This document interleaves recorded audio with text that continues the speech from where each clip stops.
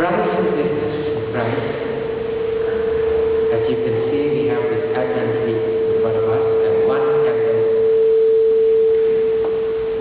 is already lighted. So it means the Advent season is here. How do you feel about Advent season? What feeling does the Advent season brings to you? For me, Advent always gives an atmosphere of festivity and joyful anticipation. Don't know why, but perhaps because I remember the time when I was newly baptized in Canada. Around this time, the temperature is usually already cold, and we would expect snow to come down at any moment, if not already there by this time. The stores would be decorated with beautiful Christmas lights and Christmas colors of red and green. People started thinking of Christmas gifts that they would buy for their loved ones, their families, and their friends. In those days, Hallmark Christmas cards would be on display in the stationery store that I used to go. Now there are all kinds, not only Hallmarks. I find similar atmosphere here in Singapore, except for the cold weather and the snow that are absent here. There is no need for us to shovel snow, and there is no snow-related car accident either. So in a way, we are blessed with the best of both worlds here in Singapore. Nevertheless, let us not allow the comforts that we are enjoying to lull us into carefree complacency, because the message of Advent is of vigilance in anticipation of the coming of the Lord. When we begin to hear about the end of the world during Mass being read, we know that Christmas is approaching. And we may wonder why, such fearful scriptures are being read when we are actually going to celebrate the birth of Jesus, our Savior. It somehow doesn't match. Of course, the birth of a child is always a happy occasion. Why such fearful readings? Where it is true that we celebrate Jesus' birthday, but it is a remembrance of what happened 2,000 years ago. And Advent is here to remind us also of Christ who is to come for the second time at the end of the world. That's why these fearful readings.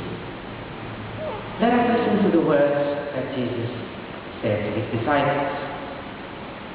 There will be signs in the sun, the moon, and the stars, and on earth nations will be in dismay, perplexed by the roaring of the sea and the waves.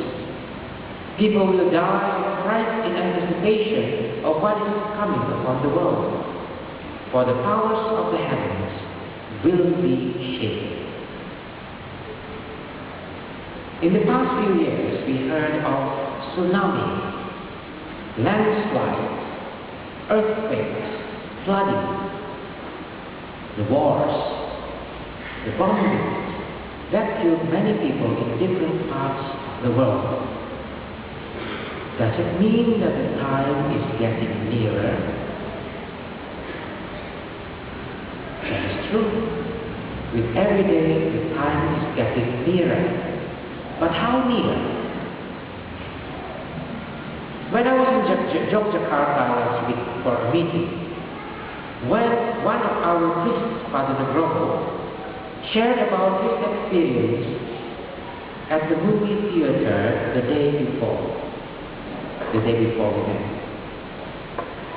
People were lining up for hours to buy tickets for the movie 2012. Any of you saw that movie? See, in the end, this priest could not get a ticket. It was impossible know. In fact, he said there are 4 theaters in the same district, 221, you know, so there are many theaters in there. All 4 playing the same movie, but still could not get the tickets. So I thought myself, maybe I should see it. And I did, but no light up here. Why are people so interested in knowing about the catastrophic end of the world? When I was in Jakarta about 15 years ago, as a layperson, the topic of apocalypse, or the end of the world, was planned for the evening class in a theology school of theology there. The response was overwhelming. Many people signed up for that class, including me. But in the end, they changed the topic. It was not about apocalypse or apocalyptic writing. I was a bit disappointed. And I'm sure that many people were disappointed either. But it shows that many people are interested in this topic. Is it that deep in our hearts we sense the imminent danger in the survival of the human species? You know, in the movie 2012, the cataclysmic effect of the planets lining up in one line, you know, creating the turbulence at the core of the Earth. As suggested, maybe or may sound far-fetched to some, but the nuclear threat capable of producing similar effects is real enough to us. The reason, though, for the Lord's request for us to be vigilant at all times may be nearer than what we think. Because disaster or fatality can happen to anyone at any time. I will give you a couple of examples. Jean-Charles de Menezes, a 27-year-old Brazilian, was riding a train in South London on July 22nd, 2005, when the police mistaken him for a terrorist and shot him in the head 7 times. He didn't survive. He died. One day he was okay. 1 minute he was okay. The next minute he was dead. The police, I think, is still now sampling with his family for the mistake. Rob Hooven was 20 years old and an engineering student in Belgium when a car crash in 1983 left him paralyzed and unconscious. Perhaps you have read about him or heard about him on TV.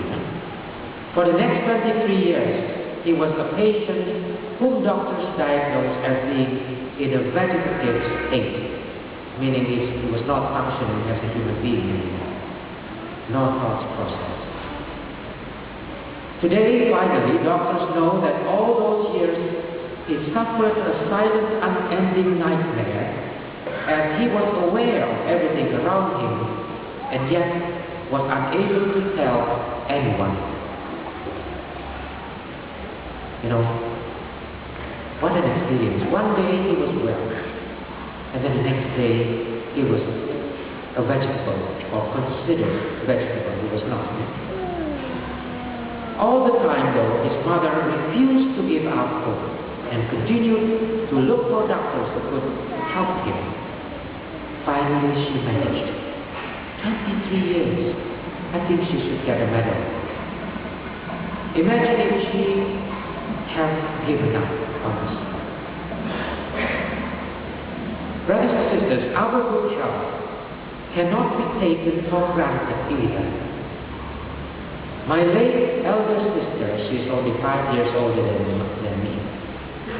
She was diagnosed with cancer when she was only 45.